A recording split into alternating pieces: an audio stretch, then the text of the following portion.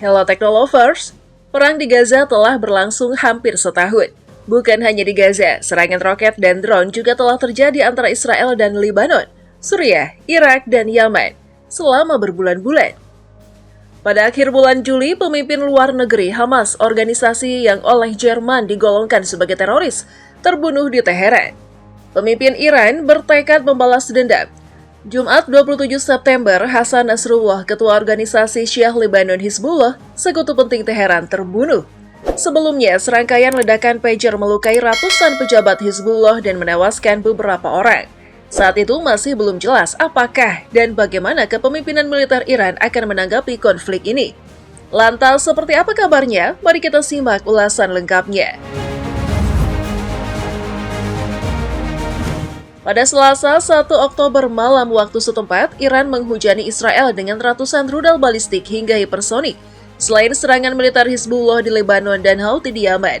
Pada Rabu, beberapa jam setelah ratusan rudal Iran menghujani wilayah negara Zionis, termasuk ibu kota Tel Aviv, Hizbullah mengklaim mereka melakukan puluhan serangan ke pasukan Israel yang berkumpul di perbatasan. Mereka menyebut serangan milisi tersebut sebagai operasi darat terbatas untuk mencegah upaya Israel untuk menginvasi Lebanon. Pasukan Israel menerobos perbatasan dari setidaknya 3 tempat. Menurut sumber tentara Lebanon dan pasukan penjaga perdamaian Perserikatan Bangsa-Bangsa atau UNIFIL. Demikian dikutip. Lalu terjadi pertempuran sengit antara pasukan Israel dan Hizbullah. Milisi mengatakan setidaknya 7 bentrokan terjadi antara kedua belah pihak. Pertempuran itu menyebabkan kematian sekitar 8 tentara Israel dan Hizbullah berhasil memaksa pasukan Zionis mundur. Ini dianggap sebagai kehilangan terbesar Israel sejak gempuran udara dan invasi daratnya ke Lebanon beberapa hari lalu. Sementara itu, Israel mengklaim telah menghancurkan fasilitas Hizbullah hingga 50% dalam beberapa pekan terakhir. Seorang pejabat senior Israel menyatakan, hal terpenting yang kami lakukan adalah mencoba menyingkirkan sekitar setengah dari kemampuan rudal dan roket yang dibangun selama 30 tahun terakhir dengan Iran. Dan kami berhasil, katanya kemudian. Di hari yang sama, milisi Houthi, penguasa Yaman, juga menyerang Israel. Houthi meluncurkan 3 rudal jelajah Al-Quds jauh ke dalam Israel. Houthi mengatakan, pasukan rudal Angkatan Bersenjata Yaman melakukan operasi militer jauh ke dalam entitas Zionis di wilayah Palestina yang diduduki, dikutip AFP. Tidak lama setelah Iran meluncurkan rudal balistik ke Israel, pertempuran Israel dan Hizbullah serta gempuran Houthi muncul. Beberapa sumber juga melakukan geolokasi terhadap video lain yang tampaknya menunjukkan dampak dari rudal tersebut di sebuah area parkir terdekat. Video tersebut menunjukkan sebuah kawah besar dengan semburan tanah imbas ledakan yang menutupi berbagai kendaraan di sekitarnya. Tidak dapat dikonfirmasi secara independen target sebenarnya dari rudal tersebut, atau bahwa kawah tersebut diakibatkan oleh ledakan yang terlihat dalam video yang direkam dari apartemen. Namun, berdasarkan lintasan rudal, kemungkinan besar ledakan itulah penyebabnya. Selain markas Mossad, video menunjukkan setidaknya 2 rudal jatuh dekat pangkalan udara Nevativ dan pangkalan udara Tel Nov. Meski militer Israel mengklaim sebagian besar rudal Iran berhasil dicegat, kerusakan sejumlah bangunan hingga kebakaran di beberapa wilayah termasuk Tel Aviv memunculkan pertanyaan sistem anti-rudal, terutama Iron Dome, kewalahan mencegat peluru kendali Iran. Sejarah hubungan Iran-Israel, dari teman jadi musuh bebuyutan. Iran dan Israel tidak selalu menjadi musuh bebuyutan. Kedua negara adalah sekutu erat hingga revolusi Islam di Iran pada tahun 1979. Iran bahkan menjadi salah satu negara pertama yang mengakui negara Israel pada 1948. Israel memandang Iran sebagai sekutu melawan negara-negara Arab dalam konflik Timur Tengah. Bagi Teheran saat itu, Israel yang didukung oleh Washington juga memberikan penyeimbang politik yang baik bagi negara-negara tetangganya di Arab. Israel melatih ahli pertanian Iran, memberikan pengetahuan teknis dan membantu membangun dan melatih angkatan bersenjata Persia. Penguasa Iran saat itu, Shah Muhammad Reza Pahlavi, membayar semua itu dengan minyak yang sangat dibutuhkan dalam pembangunan ekonomi Israel.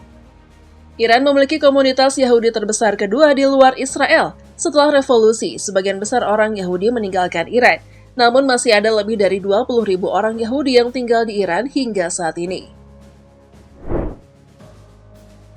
Titik balik revolusi Islam Iran.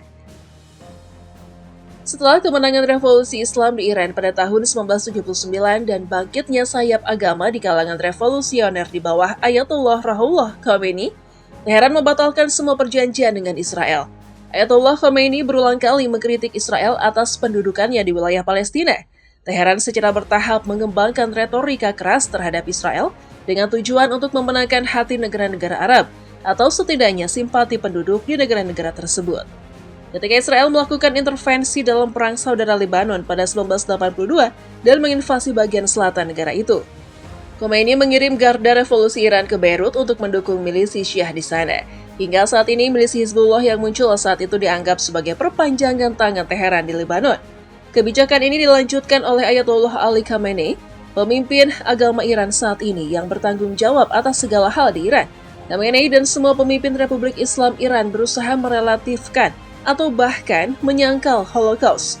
Mereka juga berulang kali mempertanyakan fakta pembunuhan sistematis terhadap orang Yahudi Eropa di bawah Nazi. Iran tidak hanya berpartisipasi dalam perang Suriah, milisi Houthi di Yaman, dan gerakan perlawanan Islam di Irak, tetapi juga mendukung Hizbullah di Lebanon dan Hamas di Gaza. Jenderal Garda Revolusi Qasim Soleimani yang terbunuh dalam serangan pesawat tak berawak AS pada awal tahun 2020 adalah inisiator utama perang bayangan ini. Israel juga gagal mengurangi ketegangan dengan Iran dalam pidatonya. Perdana Menteri Benjamin Netanyahu berulang kali membandingkan Republik Islam dengan Nazi, Jerman, mengancam eksistensi bangsanya. Dia menyatakan bahwa perjanjian nuklir 2015 adalah kesalahan besar yang bersejarah. Israel sering melakukan sabotase terhadap program nuklir Iran dan kepala program itu, Mohsen Fakhrizadeh, dibunuh pada tahun 2020. Menurut surat kabar Inggris The Guardian dan New York Times, semua bukti menunjukkan pembunuhan yang direncanakan oleh Dinas Rahasia Israel. Israel tidak membantah atau mengkonfirmasi hal ini. Narasi permusuhan penuh kontroversi. Dalam wawancara akhir tahun 2021, Faizeh Hashemi Rafsanjani mengatakan bahwa Iran harus mengkaji ulang hubungannya dengan Israel karena hubungan tersebut sudah tidak mutakhir lagi. Faizeh adalah putri dari mantan Presiden Iran Ali Akbar Hashemi Rafsanjani dan mantan anggota parlemen Iran. Dalam wawancara dengan DW pada tahun 2022, Sadeh Zibakalam, seorang profesor Universitas Teheran yang kritis terhadap pemerintah, menyatakan sikap ini telah mengisolasi negara ini di kancah internasional. Selain itu, orang-orang di Israel berulang kali menyatakan dukungan mereka terhadap rakyat Iran. Salah satu contohnya adalah inisiatif media sosial Israel Mencintai Iran yang pertama kali mendapat perhatian publik pada tahun 2012. Pada tahun 2023, kampanye serupa didukung oleh warga Iran yang menentang pemerintah di Teheran setelah pembunuhan Mahsa Amini. Upaya tambahan untuk menghidupkan kembali kampanye dengan menggunakan tagar #Israel is Love Iranians baru-baru ini muncul. Namun, pada tingkat politik, front yang ada menjadi lebih kuat dan sebelumnya sejak serangan Hamas terhadap Israel pada bulan Oktober 2023 dan perang pembalasan yang dideklarasikan oleh Israel. Lebih dari 41.000 orang Palestina tewas dalam perang itu, sebagian besar wanita dan anak-anak menurut PBB. Ratusan ribu orang di Israel dan Lebanon harus mengungsi karena pemboman Israel dan tembakan roket Hizbullah ke selatan Lebanon hingga ibu kota Beirut. Ketakutan akan eskalasi konflik sangat tinggi. Amerika Serikat, Uni Eropa, dan Jerman meminta semua pihak yang bertikai untuk menahan diri.